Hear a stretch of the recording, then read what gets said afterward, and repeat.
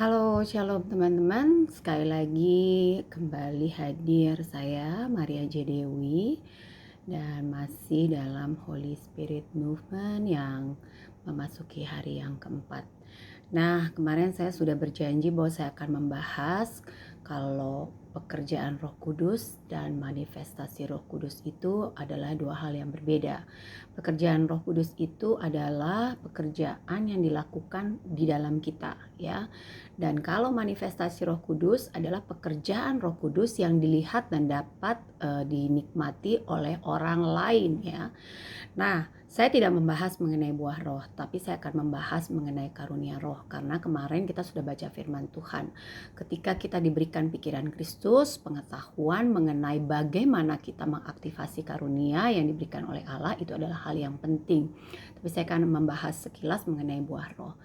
Banyak sekali hamba-hamba Tuhan yang justru jatuh karena karunia yang dimilikinya, yang dikasih Tuhan di dalam kehidupan dia. Karena karunia tanpa disertai dengan karakter itu sama saja sia-sia. Karena seseorang itu bisa memiliki karisma yang luar biasa, tetapi kalau dia memiliki bad character maka sama saja nol, atau artinya segala sesuatu yang tadinya harusnya memuliakan nama Allah atau nama Tuhan berbalik itu semua untuk kepentingan dirinya sendiri. Nah, saya ingin membahas untuk buah roh sebelumnya.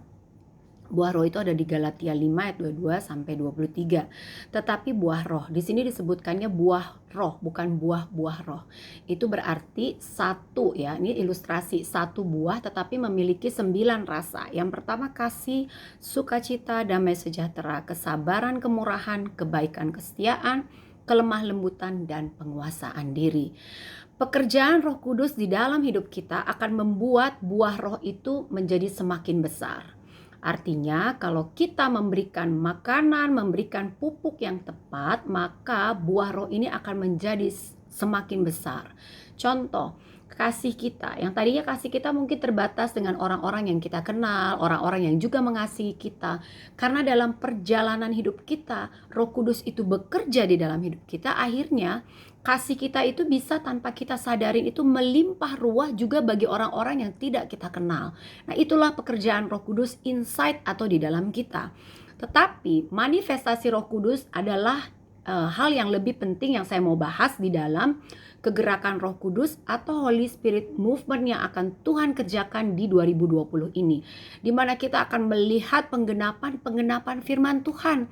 Di mana sekarang 2020 ini banyak hamba Tuhan yang sudah bernubuat memberikan seperti warning kepada kita semua. Be ready, siap-siap. Apa saja. Nah, ini adalah karunia yang Tuhan kasih yang saya akan bahas dari 1 Korintus 12 ayat 4, ya. Dikatakan begini, ada rupa-rupa karunia tetapi satu roh. Ini adalah dasar. Jadi karunianya itu banyak, ya, bukan seperti tadi ada satu buah. Ini karunianya memang ada 9, ya. Ada 9 ini. Nah, setiap orang itu bisa dikasih satu, ada yang dikasih dua, ada dikasih tiga, bahkan ada yang dikasih semuanya mungkin kalau memang dia dipercaya luar biasa oleh Tuhan.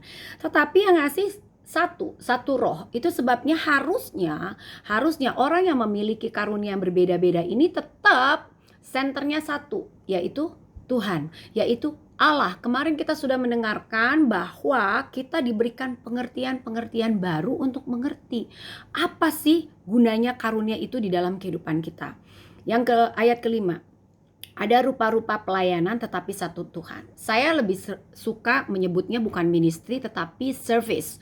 Kenapa? Karena service itu kalau ditranslate adalah berupa pelayanan.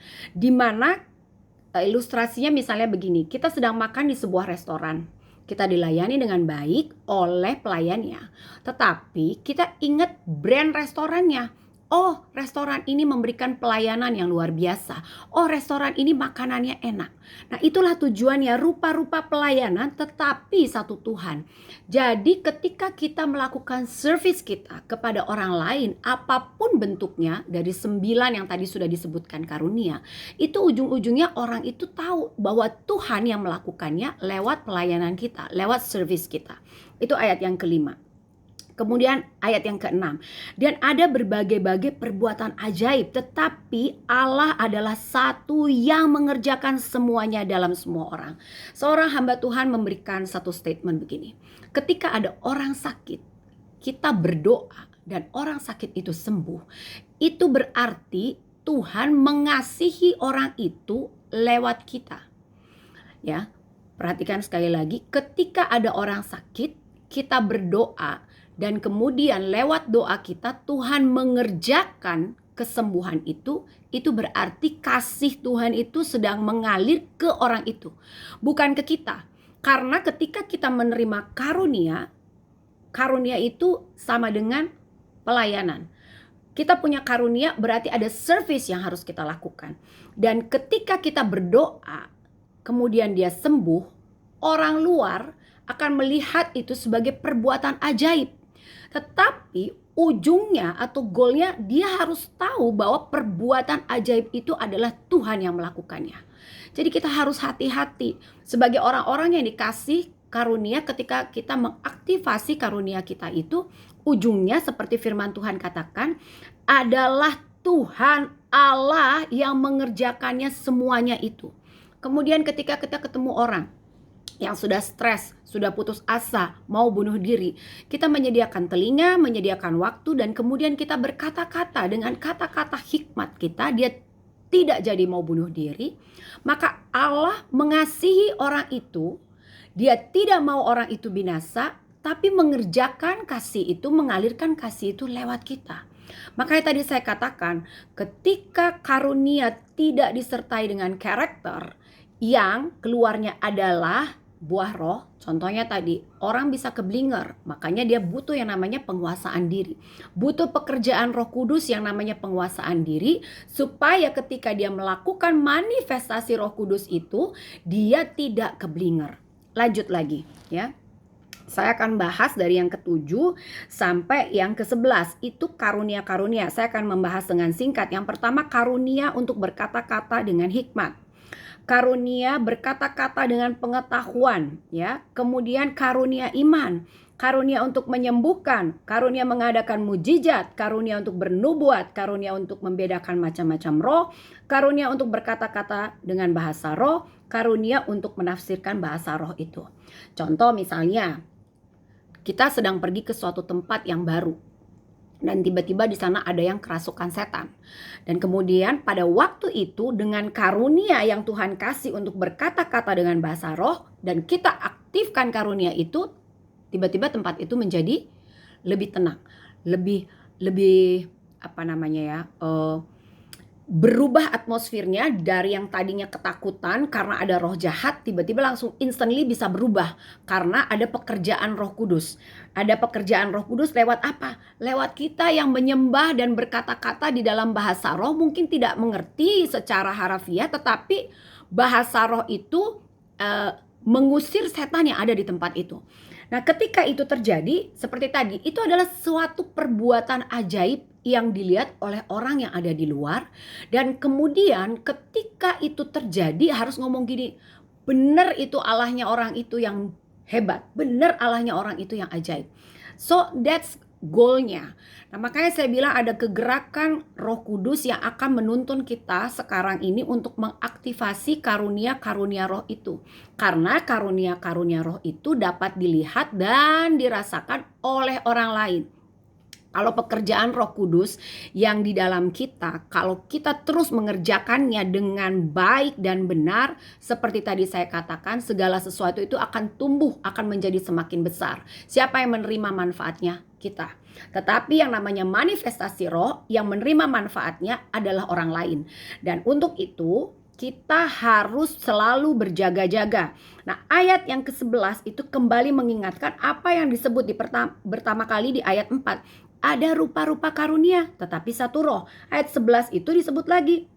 Tetapi semuanya ini dikerjakan oleh roh yang satu dan yang sama, yang memberikan karunia kepada tiap-tiap orang secara khusus seperti yang dikehendakinya besar. Jadi ini dikerjakan oleh roh Allah, nggak ada roh yang lain. Kalau karunia itu berasal dari roh Allah, cuma ada satu ya. Yang kedua, Dia memberikan karunia kepada tiap-tiap orang secara khusus. Jadi jangan ngiri. Orang itu kalau ngomong orang tumbang. Orang itu kalau ngomong orang dengar. Orang itu kalau ngomong setan pergi. Orang itu kalau ngomong orang sakit jadi sembuh. Enggak begitu.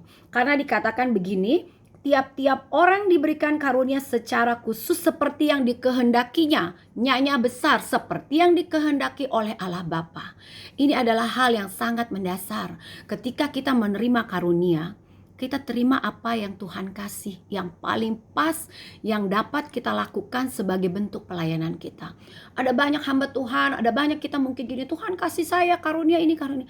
Mungkin Tuhan kasih, bisa kalau kita dapat mempertanggungjawabkannya. Tetapi yang menjadi dasar atau menjadi landasannya adalah ketika karunia diberikan kepada kita, itu adalah Tuhan yang menghendakinya. Dan jenis karunia itu diberikan sesuai dengan apa yang Tuhan mau kita lakukan untuk orang lain. Dan ujungnya ada pengakuan, ada penghormatan kepada Allah yang melakukan semua itu. Nah, hal-hal yang mendasar seperti ini saya rindu buat kita semua ketika kita setiap hari sekarang dengan kegairahan, dengan semangat menantikan pencurahan Roh Kudus ya. Saya percaya kita sedang mengaktifkan apa yang dulu Tuhan taruh di dalam hati kita. Mungkin kita belum pernah tahu. Caranya gimana? Caranya adalah ketika kita belajar untuk mengaktifkan dan mempraktekkan. Kalau ada yang sakit, kita doakan dia. Kalau pada saat itu yang sakit menjadi sembuh, maka kita bertanya sama Tuhan, Tuhan, apakah ini pelayanan atau service yang saya harus lakukan untuk memuliakan nama Tuhan? Kalau misalnya ada orang yang sedang curhat, hidup ini susah, COVID-19 bikin saya menjadi 1, 2, 3, 4. Tiba-tiba kita berkata-kata dengan kata-kata hikmat, menyejukkan, memberikan ketenangan, memberikan kedamaian, dan orang itu tiba-tiba melihat ada jalan keluar. Maka saat itu mungkin kita berpikir gini, Tuhan, apakah ini karunia yang Tuhan berikan kepada saya untuk saya melakukan service atau pelayanan saya supaya akhirnya orang memuliakan nama Tuhan. So enjoy saja ya untuk kita menikmati karunia yang Tuhan kasih dengan terus berjaga-jaga. Kalau resultnya kita mendapatkan karisma, maka itu adalah bonus yang Tuhan kasih. Karena kalau karisma itu kita jaga dengan kerendahan hati, maka Tuhan sendiri yang akan meninggikan kita. Karisma yang dijaga dengan kerendahan hati akan membuat nama Tuhan yang dipermuliakan, bukan kita. Terima kasih sekali lagi buat teman-teman online yang sudah mendengarkan. Apabila teman-teman ada pertanyaan, silahkan menuliskannya di komen. Saya akan mencoba untuk menjawabnya. Sekali lagi tetap bersemangat untuk menyambut kegerakan Roh Kudus sampai tanggal 31 Mei. Dan jangan lupakan untuk terus berdoa bagi Indonesia, bagi seluruh dunia yang saat ini bersama-sama sedang menghadapi COVID-19. Tuhan Yesus memberkati.